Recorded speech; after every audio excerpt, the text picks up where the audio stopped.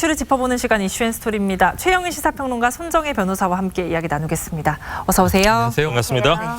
자, 수행비서 성폭행 혐의를 받고 있는 안희정 전 충남지사 어제 처음으로 법정에 섰습니다.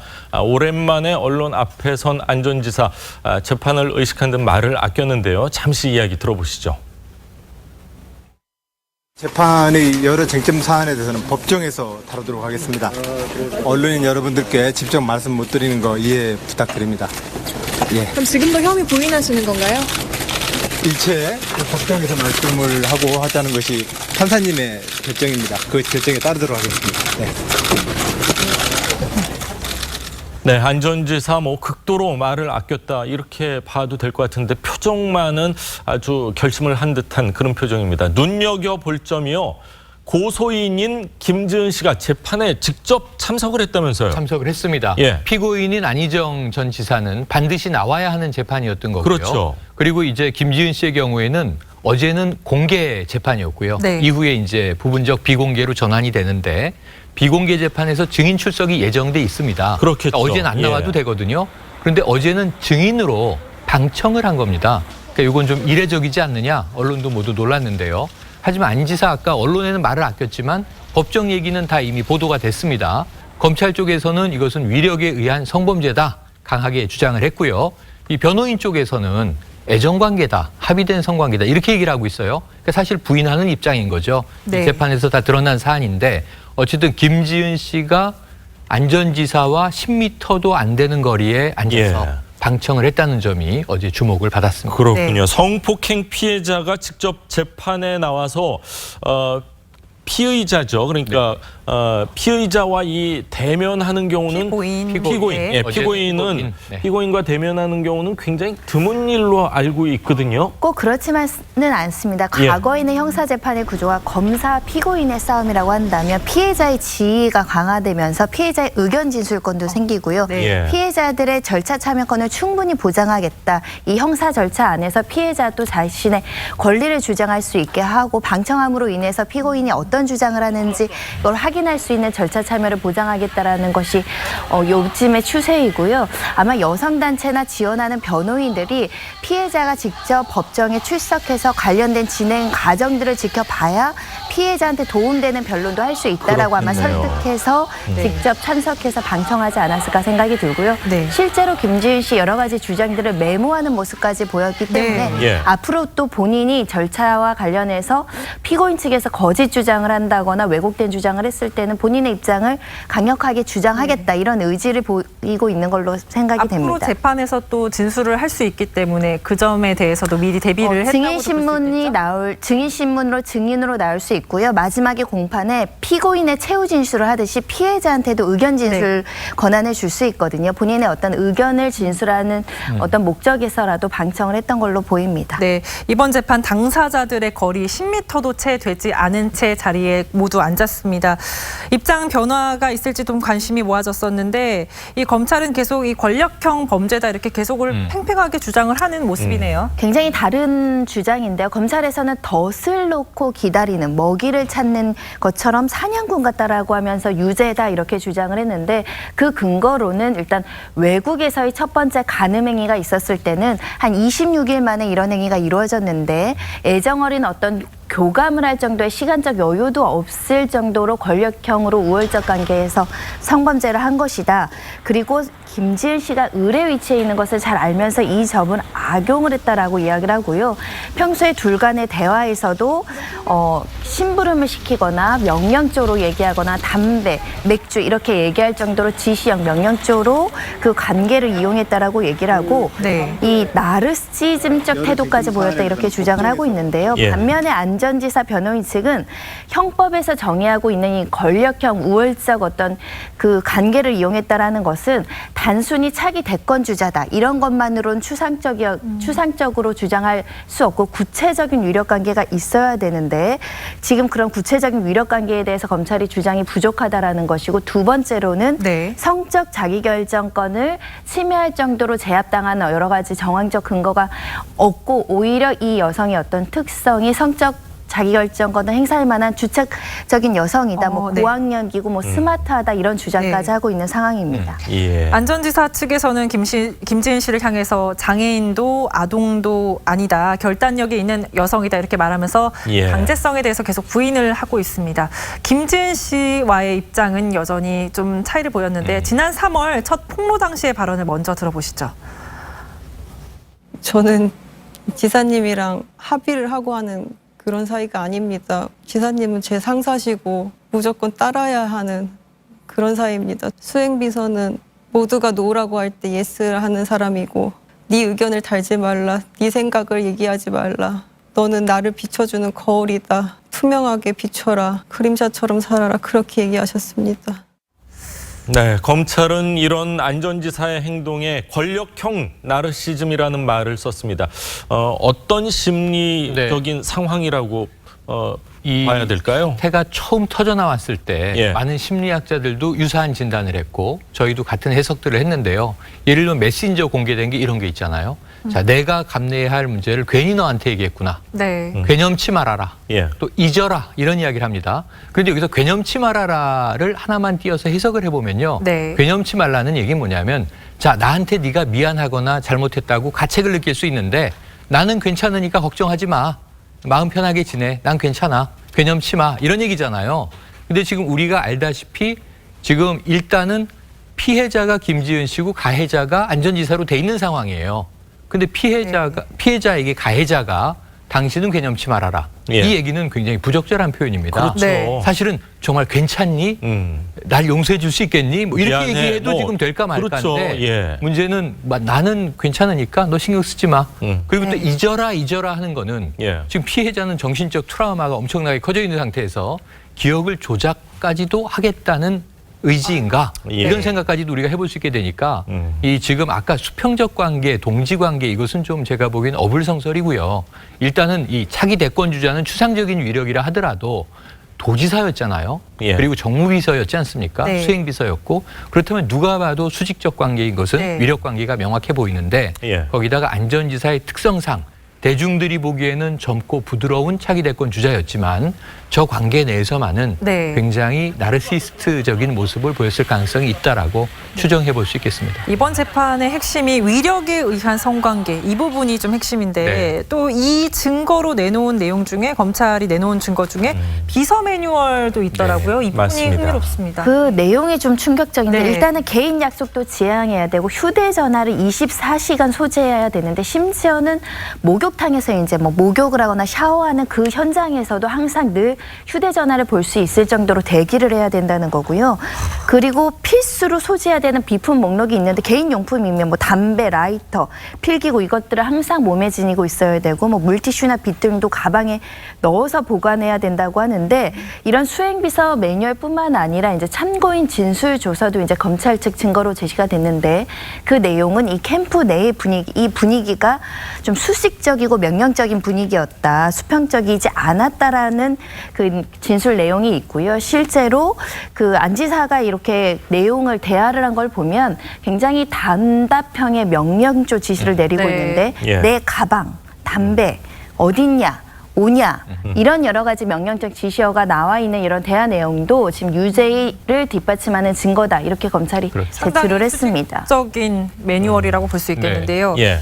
보통 수행 비서라면 다 그런 수칙을 지니고 있습니까? 아니, 그러니까 유앵커님은 예. 국회의원을 지내보셨으니까 네. 도지사는 아니지만 예. 혹시 그런 비서 정말 매뉴얼을 보신 아시는 적 분도 있어요? 많잖아요. 예. 사실 보도 듣도 못한 내용이라서 네. 그냥 제가 알고 있는 내용만을 말을 하자면은 네. 보통 남자 의원 같은 경우는 수행비서는 거의 대부분 그렇죠. 수행비서는 남성을 남자 뽑습니다. 왜 그러냐면 뭐 여러 가지 행사에서 뭐 이제 보디가드 역할도 좀 네. 해줘야 되고 의전 같은 문제도 있기 때문에 사실은 여성으로 뽑는다는 거는 굉장히 좀 이례적이죠. 이례적이고 특히 이제 외국을 수행 비서와 네. 같이 가지 않았습니까? 맞습니다. 이거는 제가 이제 현직 의원이나 전직 의원들과 뭐 모임에서 얘기를 했을 때 네. 다들 공통적으로 처음 듣는 얘기다. 이상하다. 예, 이런 얘기는 예전 대선배님으로부터도 네. 네. 단 한 번 들어본 적이 없다. 뭐 그런 얘기들을 들은 게 네, 사실입니다. 저 업무 매뉴얼은 네. 사실은 근로기준법이나 우리 국가인권위원회에서 인권침해라고 명확하게 얘기할 수 있을 정도로 사적인 영역까지 본인의 너무 어떤 사적 침해합니다. 업무까지 네. 시켰고 네. 두 번째는 근로시간 자체를 어긴 거죠. 네. 지금 52시간 근무시간이 대두가 되고 있는데 지금 잠잘 시간 동안 24시간 대기하겠다고 했던 거는 예. 그 자체라도 인권침해적인 소지가 굉장히 높은 매뉴얼입니다. 예, 네. 그렇군요. 자, 이제 뭐 재판이 시작이 됐으니까 뭐 1심이 지금 시작된 거니까요. 2심 아마 네. 어떻게 될지 모르겠지만 대법원까지 갈 가능성도 충분히 있지 않나. 그렇죠. 그런데 장기적인 집중 심리를 통해서 예. 굉장히 빠르게 재판이 빠르게 진행될 진행할 거고요. 수 있을까요? 8월에는 1심 선고를 선고가 내릴 예정입니다. 예. 내려질 네. 전망이니까 좀 자. 지켜보도록 하겠습니다. 네, 다음 이야기를 좀 하겠습니다. 아시아나 항공 여객기가 기내식이 없이 출발하면서 또 출발이 지연되는 일이 오늘까지 이어지고 있습니다. 이런 가운데 아시아나 기내식 협력사 대표가요, 극단적인 선택을 했다는 안타까운 소식이 전해지고 있네요.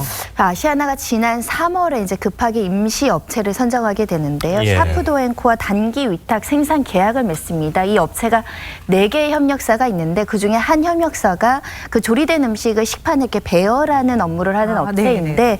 그 업체 대표가 이에 극단적인 선택을 했다는 것입니다. 굉장히 안타까운데요.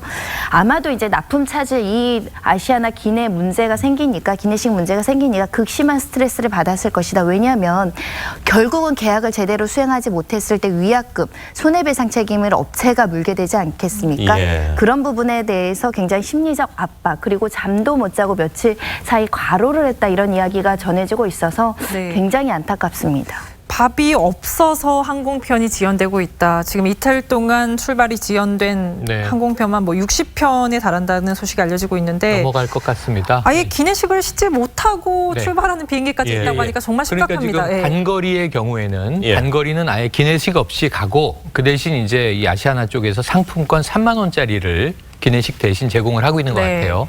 좋아요. 고객들의 경우에는 뭐 몇 시간 참고 목적지에 간다 치고 문제는 승무원들을 포함해서 일하는 사람들도 식사 제공이 안 되다 보니까 결국 우리가 대용식이라고 하죠. 라면이라든가 어후. 샌드위치라든가 네. 이런 걸로 이제 끼니를 때우면서 지금 일을 해야 하는 이제 문제가 발생했고요. 예. 장거리의 경우에는 기내식이 없으면 상당히 견디기 어렵습니다. 그럼요. 10시간 이상 유럽이나 미주 갈 때 생각해 보세요. 예. 밥을 안 준다 그러면은 이게 뭐 굳이 안 먹겠다는 소수를 빼고 다수는 뭐 거의 허기를 느끼면서 비행을 해야 되는 상황이 네. 됐습니까? 그러다 보니까 기내식을 필히 실어야 되는데 적기 지금 납품이 안 되다 보니까 1시간 이상 지연 출발하는 항공기가 어제 오늘은 아침입니다. 지금 58편 정도 됐고요. 기내식을 실지 않고 출발한 비행기가 52편 정도 됐습니다. 예. 그러니까 지금 100편이 넘어가는데 이게 2, 3일 내에 끝날 것 같지 않고요. 예. 일주일 이상은 갈 것이다. 이렇게 예. 예견하다 보면 상당히 막대한 많은 불편이 더 불편, 업무 예상됩니다. 지장, 고객들의 불만 예. 터져나오고 문제가 좀 더 커지겠죠. 네. 그렇군요. 뭐 1시간 정도, 뭐 한 2시간 정도 근거리를 갈 때는 사실 기내식 네. 주는 게 사실은 좀 불편할 때도 있었거든요. 국내선 마음속에 그렇죠, 국내선. 아니 그냥 이거 안 받고 좀 그 비행기표 좀 낮춰주면 네, 어떨까 뭐 이런 생각도 맞습니다. 했었는데 장거리를 갈 때는 사실 밥을 필수입니다. 못 네. 먹으면은 네. 굉장히 힘들고 일하시는 분들, 승무원들, 뭐 기장분들 역시 마찬가지일 거라고 생각을 하는데 자 그런데 아시아나가요 갑자기 이 기내식 제공 업체를 바꾼 이유가 좀 따로 있다면서요? 좀 예견된 사태가 아닌가라는 네. 문제가 지적되고 있는데 중전에는 LSG 코리아라는 업체로부터 기내식을 받다가 변경이 됐습니다. 게이트고메 코리아 그 거래 계약을 하게 됐는데 이 업체가 이제 공장을 만드는 과정에서 화재가 나다 보니까 네. 공급에 차질이 생기고 그래서 단기간으로 위탁할 수 있는 업체를 선정해서 지금 공급을 받겠다고 하는데 이 업체가 원래는 하루에 3,000명분 정도를 생산하는 업체인데 예. 지금 현재 국내 기내식만 25,000명의 어떤 수급이 돼야 되는 거의 상황이니까 10배 가까이 거의 이제 그러네요. 어려운 양이 상황에서 늘어났네요. 이제 네. 급하다 보니 단기 위탁으로 이렇게 좀 대규모의 공급을 일시적으로 받다 보니 일어난 사고가 아닌가라고 생각이 듭니다. 네, 겉으로는요 기내식 납품업체를 바꾸면서 생긴 일처럼 보이는데 이 기존의 아시아나항공과 기내식 공급을 계약해오던 LSG 코리아 입장에서는 아시아나항공이 부당한 갑질을 했다 이렇게 주장하고 있는 상황인데 이거는 어떤 얘기입니까? 실제로 공정위에 제소가 될 만큼의 이게 부당한 갑질이다. 왜냐하면 위탁 계약 과정에서 원래는 기존 업체가 5년마다 이렇게 계약을 갱신하면서 재계약을 체결하고 왔는데 최근에 그 1,600억 규모의 그 BW 그러니까 신주 인수권 사채를 인수해달라는 금호홀딩스의 요구가 있었다는 겁니다. 이게 부당하다고 네. 생각해서 이행을 하지 않았는데 그 이후에 그 금호홀딩스가 아시아나항공의 모회사인데요. 예. 중국 하이난 항공과 합작회사인 게이트고메 코리아 30년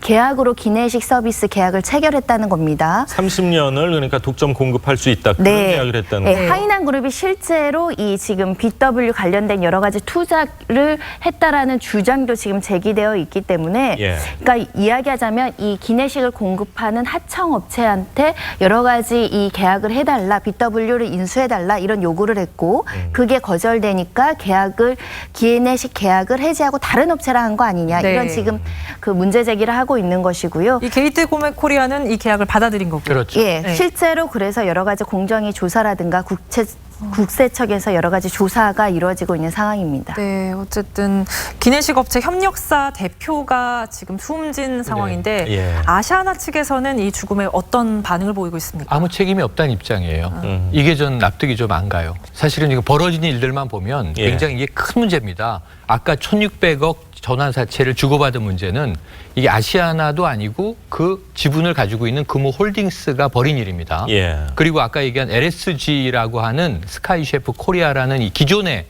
기내식 거래 업체는 이게 루프트한자 독일 항공사의 소속 회사고요.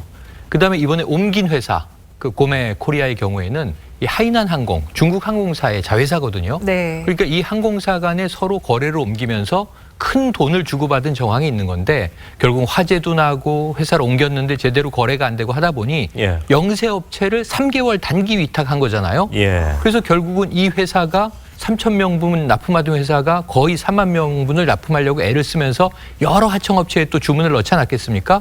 그중에 기내식 공급에 문제가 터지자 거기에 한 회사의 대표가 자택에서 숨진 채 발견이 된 거예요. 네. 이게 어찌 아시아나항공의 책임이 없는 것인지 전 앞으로 철저한 당국의 수사가 필요한 사안이다 이렇게 보여집니다. 네. 예. 기내식을 사실 못 먹는 것만큼이나 이제 외국 나가시는 분들에게 중요한 거는 출발이 지연됐을 때 네. 그 뭐 상실감, 뭐 박탈감도 굉장히 크다고 엄청난 또 생각을 약속의 하는데. 차질들이 발생하는 거죠. 네. 예, 맞습니다. 이 일들이 빨리 좀 조속히 해결되기를 기대해 보겠습니다. 자, 다음 이야기를 좀 하겠습니다. 위급한 환자의 생명을 다루는 병원에서요. 의료진에 대한 폭행과 폭언 끊이질 않고 있는데 자, 술 취한 환자가 응급실에서 의사를 정말 심하게 폭행을 했습니다. 의사가 정신을 잃을 정도의 무차별한 폭행이 이어졌는데 1일 오후 10시경에 전북지역 응급센터에서 발생한 일입니다. 네. 지금 예. 보시면 환자가 의사를 상대로 주먹, 그리고 발로 걷어차는 사건이 발생을 했는데요. 의사는 이 코뼈가 골절이 되고요. 그 출혈 때문에 주변에 피도 많이 흐트러져 있었고요. 뇌진탕, 치아 골절 등의 증상을 보일 정도로 지금 보이는 분이 의사분이신 네. 거죠? 네. 맞으신 의사분. 바닥에도 피가 지금 피가 흥건합니다. 이게 심각한 폭행이 응급센터에서 이루어진 현장입니다. 지금 상태를 보면은 지금 모자이크가 돼 있지만 네. 얼마나 당시 상황이 심각했는지 추측을 해볼 수가 있는데요. 그런데 아무리 술을 마셨다고 하지만 왜 환자가 의사를 폭행을 한 건가요? 아주 사소한 언쟁이었어요. 그러니까 사실은 이 환자가 입원을 원한다. 그러니까 예. 진료과장이 자 나중에 보통 외래로 입원하는 경우가 많다 보니까 네. 예. 자, 입원 의사를 나중에 바꾸지 않을 거죠? 하고 물어보니까 바꾸지 않을 거다. 근데 그 옆에서 다른 환자를 보면서 영상 기록을 보던 분인데 이 구타를 당한 이 의사가요. 예. 그 이하의 대화를 듣다가 이제 우스워서 피식 웃은 것 같습니다. 예. 그러니까 왜 웃느냐? 내가 코미디언으로 보이냐? 이렇게 시비가 붙은 거예요. 그러니까 술 드셨죠? 그러니까 내가 술 좀 먹었다. 그러다 갑자기 주먹이 퍽 나간 건데 예. 경찰이 와서 말려도 이 정도 됐고요. 이게 폭행도 폭행이지만 추가적인 범죄가 더 있는 것이 예. 이런 얘기를 합니다. 내가 감옥에 갔다 와서 당신을 반드시 죽이겠다. 이런 협박이네요. 이야기를 합니다. 그럼 지금 실제로 거의 죽을 수도 있는 상황에서 이런 폭언까지 들었으니까 얼마나 두려웠을까 하는 생각이 드네요. 아니 경찰이 왔는데도 그렇게 말할 정도면은 이 참 통제가 안 됐던 맞습니다. 그런 상황이었던 것 같은데 예. 환자가 의사를 폭행했을 경우요 일반 폭행죄와는 좀 처벌이 달라야 될 것 같은데 어떻습니까? 응급의료에 관한 법률, 아까 응급센터에서 폭행이 이루어졌다고 했잖아요. 훨씬 더 가중 처벌하게 되어 있고요. 심지어 네. 반의사불벌죄가 아닙니다. 그러니까 의사랑 합의를 하더라도 폭행죄에 대해서 처벌할 수 받을 수 있다라고 있게 되겠죠. 예. 보시면 되고요. 지금 뭐 폭행죄뿐만 아니라 뭐 상해의 피해가 있었고 협박도 있었고요.